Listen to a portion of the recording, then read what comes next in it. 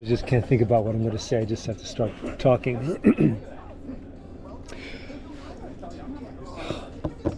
When cyclists get old and they start developing heart problems, what do? They keep riding. No, do this. Take two. Okay. Hey, cycling community, this is Steve, Grusis the Cycling Greek. This is supposed to be a totally endurance ride where we're doing some climbing.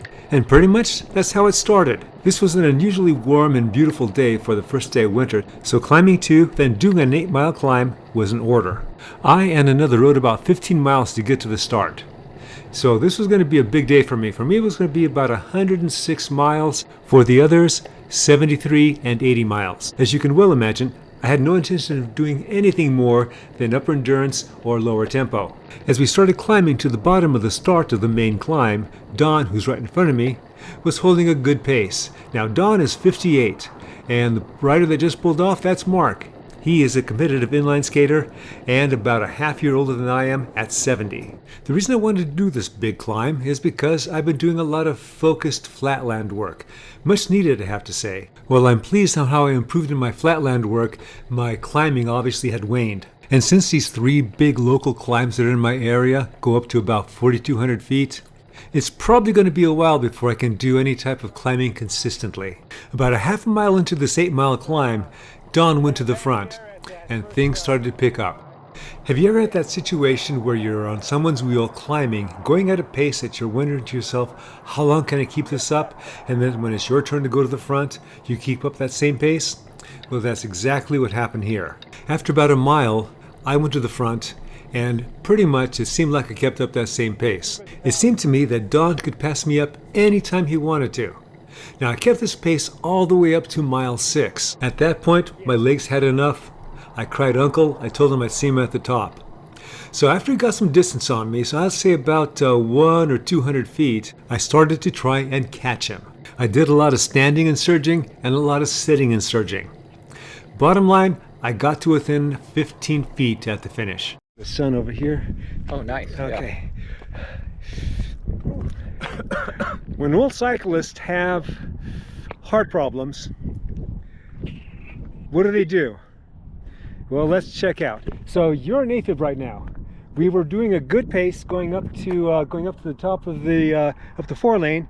So that means that we've climbed to get to the bottom of the 4-lane, did another 8 miles at just a good steady pace, and so now he's in Afib. And not only is he in Afib, but he's going to go Friday next week? Yeah, for an ablation. For your second ablation? Right. Okay. So are you still in Afib? Yeah, a little bit right now, but I think it might.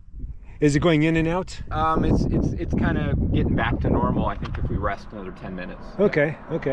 We have this is the hardest part of the ride. So we have another person that's coming with us, and he left us at the bottom pretty much. So we'll be up here for another 10-15 minutes, as long as it doesn't get cold. Yeah. It's nice up here. Okay, so this is an opportunity for me to tell you that I am going to be doing a 10-day block between Christmas and New Year's, and I'll be vlogging every day.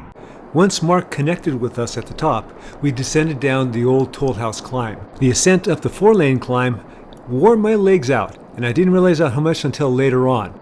It took Don and I about 66 minutes to get to the top. Not something that I'm proud of, but just to tell you that my average wattage was in the lower tempo zone. Usually when I'm getting back to longer climbing and I'm doing this climb, it's rare that I get to the top. I usually turn back about halfway through. I attribute today's performance to the flatland work I've done already and the motivation of having those two with me.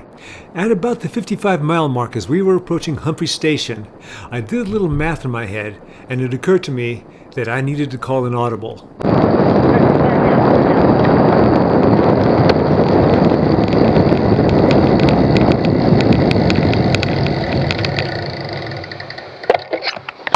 I looked at my watch and I mistimed this. I got to be home by 4 o'clock, so I need to go that way. Do you want to go that way too, or No. you're gonna go that way? Okay. Yeah, that's too far out of the way. Yeah. Okay. I'm gonna go. It's shorter for me to go with him, so I'm gonna. Are you okay with that? Yeah, no, it's fine. Okay. I'll say hi to the swimming. You okay? Thanks. Yeah. Okay, thanks. Take a picture. I may need Hey, some boys, water. till I next just I time. forgot to fill up with water. Have one cat. Okay. All right. Okay. Okay. Hey, happy holiday! I didn't realize how wrecked my legs were until I had to go fast. I had to get home by 4 o'clock in order to complete this errand by 5 o'clock in town. The consequence of not completing this errand is the wrath of the fetching Mrs. Cycling Greek. As you can well imagine, I was highly motivated. I had 35 miles to go in 2 hours. This included 4 sharp climbs. I'm going slow up this because I can't do anything else.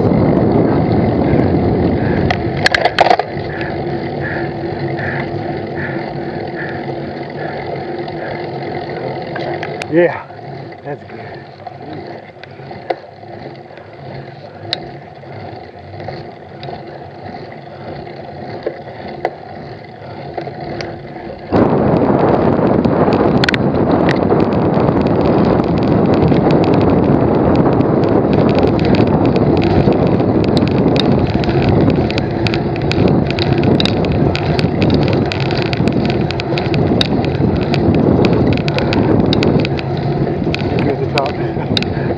Top of this.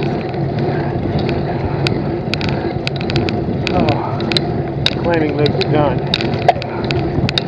At this point, I'm guessing that he hadn't heard me because when I get to the top, he's not there. So now I'm chasing him. Oh, my legs are so tired right now. And I'm just about to catch him, but then there's this other sharp climb, the one I forgot to count, who really had 5 sharp climbs. And when he goes up it, he goes away, and I'm crawling up that thing.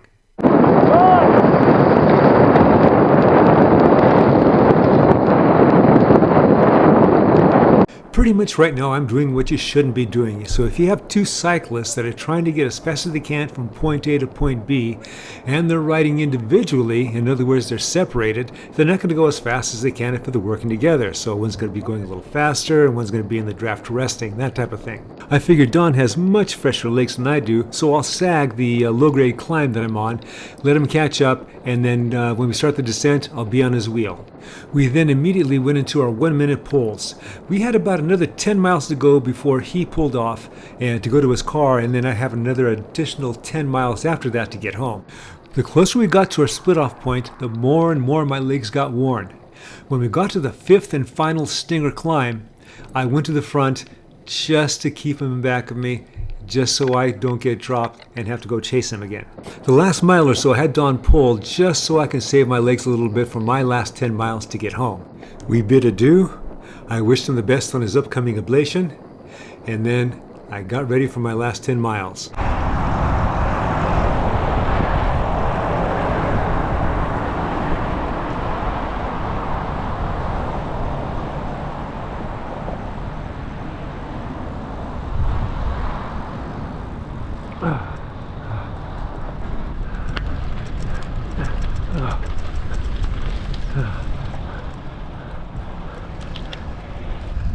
Nothing like 35 miles of race pace when your legs are just dying. Okay, so I had to get home by 4 o'clock. I'll still get yelled at a little bit, and I made it with about 12 minutes to spare. Oh man, I'm tired, but I gotta keep moving. Okay, look for the vlog, the holiday vlog, the X Block vlog. That's what it is, X Block. All right, you know the drill. Comment, like, subscribe. Damn tired. The Cycling Greek. Whew.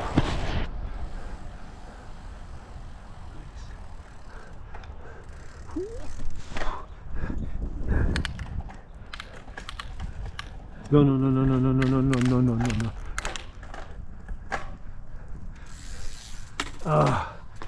Okay. Where are you? Oh. Yeah, we just do that. Oh, fuck. Fuck, fuck, fuck. Oh, I gotta do that anyway, huh? Oh, shit. Holy shit.